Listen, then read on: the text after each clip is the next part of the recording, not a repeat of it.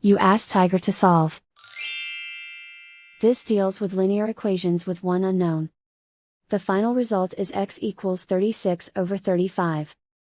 Let's solve it step by step. Swap sides.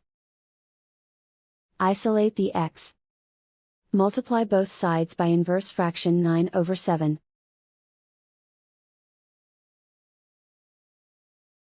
Group like terms. Multiply the coefficients. Simplify the fraction. Multiply the fractions. Simplify the arithmetic.